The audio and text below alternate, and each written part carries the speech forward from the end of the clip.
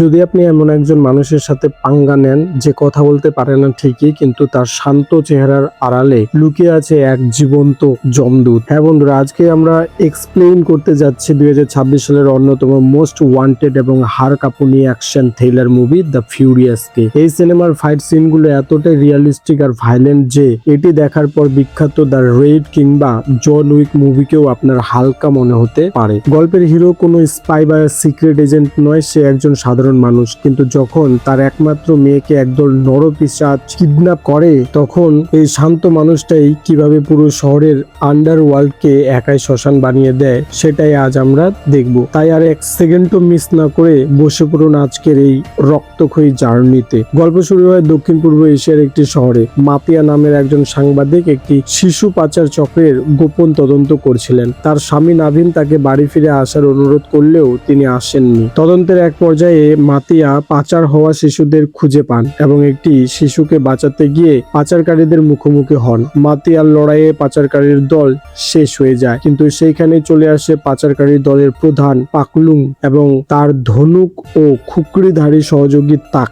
তখন সেই শিশুটিকে হত্যা করে এবং মাতিয়াকে বন্দি করে নিয়ে যায়। এর কয়েক মাস পর আমরা পরিচিত হই ওয়াংউই নামের এক শান্ত সংযত মানুষটির সাথে। সে শহরের একটা ভাঙ্গাচোরা এলাকায় থাকে এবং টুকটাক মেকানিক আর হ্যান্ডম্যানের কাজ করে। ওই জন্ম থেকে মুখ্য, অর্থাৎ সে কথা বলতে পারে না, কিন্তু তার হাত দুটো এক অদ্ভুত জাদু জানে। সে যেমন ভাঙ্গা জিনিস জোড়া লাগাতে পারে, তেমনি মানুষের হাড় কিভাবে গুঁড়ো করতে হয় সেটাও তার ভালো করেই জানা আছে। কিন্তু এই অতীত সে লুকিয়ে রেখেছে সবার কাছে। তার জীবনের একমাত্র আলো হলো তার মেয়ে রেইনি। রেইনি মেইনল্যান্ড চায়নায় তার মায়ের কাছে থাকে, কিন্তু গরমের ছুটিতে সে বাবার সাথে দেখা করতে এই শহরে আসে। বাবা মেয়ের সম্পর্কটা ছিল একদম নিখুঁত। বাবা কোথাও কাজে গেলে মেয়েও তার সঙ্গে যেত। রেইনি চায় তার বাবাও তার সাথে চীনে ফিরে যাক, কিন্তু উই রাজি হন না। এতে রেইনি রেগে গিয়ে একা চলে যাওয়ার সময় একটি খোঁড়া ছেলের কবলে পড়ে। সেই ছেলেটি ফুসলিয়ে রেইনিকে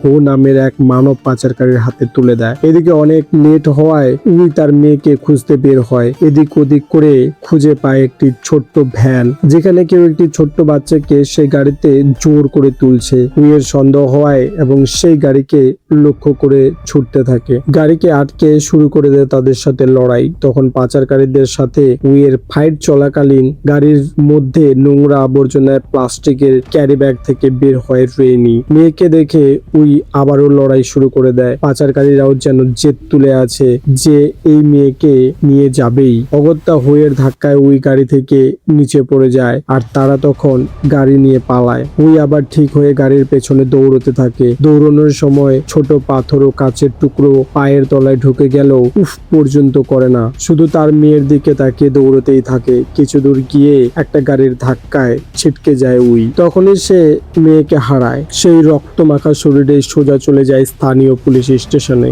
সেখানে কোনো কথা নয়, লিখে বোঝানোর চেষ্টা করে এক পুলিশ অফিসারকে। তবে এক দুর্নীতিবাজ পুলিশ ক্যাপ্টেন যে গোপনে পাচারকারী গ্যাংয়ের সাথে যুক্ত, সে বলে তদন্ত করতে সময় লাগবে। তখনই উই শেষ পাতায় লিখে আসে নো টাইম।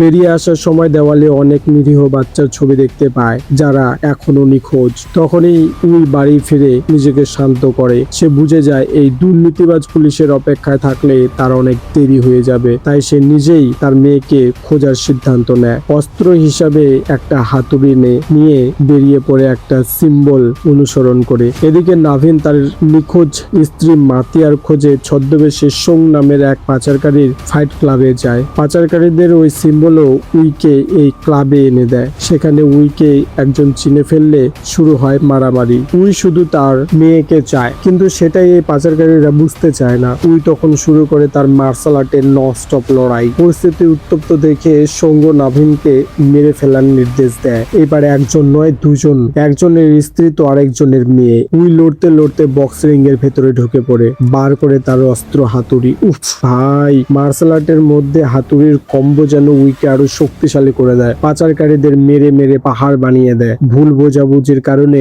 উই এবং নাভিরও হ্যান্ড টু হ্যান্ড লড়াই হয়। এই লড়াই শেষ হতো কিনা জানি না, তবে হঠাৎ রেইনির ছবি নাভিন দেখতে পায় আর তখনই লড়াই থেমে যায়। নাভিন আর উই এক হয়ে যায়। আসলে নাভিন ছদ্মবেশে অনেক কিছুই রেকর্ড করেছে, সেই সব কিছুই উইকে বলে। তখন উই বুঝতে পারে যে তাদের শত্রু একই। তারা দুজনে মিলে অনেক তদন্ত করে সঙ্গের এক কারখানায় খোঁজ পায়। সেখানে গিয়ে উই হামলা চালায় আর নাভিন খুঁজতে থাকে ওই শিশুদের। হঠাৎই যেন তাকে আক্রমণ করে ফেলে পাচারকারীর হো। এবার শুরু হয় নাভিন আর হোয়ের মধ্যে লড়াই, আর সঙ্গ গুলি ছুড়ছে উইকে লক্ষ্য করে। সিনেমায় দারুণ এক লড়াইয়ের ভয়াবহ মহল তৈরি হয়। উই সঙ্গকে বরফের আঘাত দিয়ে অজ্ঞান করে দেয়। তখন হোয়ের সাথে দুজনের লড়াই শুরু হয়। ও যেন কিছুতেই হার মানতে চায় না। এক পর্যায়ে উই সেখানে তার মেয়ের রক্ত মাখা জামা দেখতে পায়। সেটা দেখার পর উই হোকে এবার ছোট নয় বড় হাতুড়ি দিয়ে মেরে অজ্ঞান করে দেয়। আর সেখানেই সোমকে বেঁধে বিদ্যুৎ দিয়ে নির্যাতন করা শুরু করে। নির্যাতন করে তারা জানতে পারে যে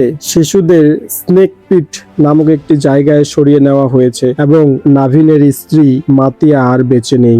এই সব শুনে তারা সেখান থেকে চলে যায়। তখন সোম অনেক টাকা পয়সা নিয়ে পালাতে যায়। অমনি একটা গুলির বেগে তীর এসে লাগে তার পায়ে। পাকলুং ও তাক এসে বিশ্বাসঘাতকতার জন্য সোমকে মেরে ফেলে। এদিকে স্নেক পিটের রেনি অন্য শিশুদের নিয়ে পালানোর চেষ্টা করলেও বেশিরভাগ শিশুই আবার ধরা পড়ে যায়। এমন সময় উই আর নাভিন সেখানে এসে পৌঁছায়। রেনি যখন সেখান থেকে পালানোর চেষ্টা করে তখন পাচারকারীরা তাকে ঘিরে ধরে আর পেছনে এসে দাঁড়ায় উই। তার হাতের স্পিড এতটাই দ্রুত ছিল যে পাচারকারীরা বুঝতেই পারলো না তাদের সাথে কি হলো। উই তার মেয়েকে পেয়ে জড়িয়ে ধরে। নাভিন তার মৃত স্ত্রীর সোশ্যাল মিডিয়া অ্যাকাউন্ট থেকে এই উদ্ধার অভিযানের দৃশ্য লাইভ স্ট্রিম চালু করে দেয়। এর ফলে সাধারণ মানুষ ও পুলিশ দেখতে পেয়ে সেখানে ছুটে আসে। নাভিন উইকে বলে রেনিকে নিয়ে পালাতে, কিন্তু রেনি বলে তার মতো আরো অনেক শিশু আছে, তাদেরকেও বাঁচাতে হবে। তখন উই নাভিনকে বলে তার মেয়েকে রেখে সে আবার আসবে, কিন্তু ততক্ষণে অনেক দেরি হয়ে যাবে। পাকলুঙ্গের গ্যাং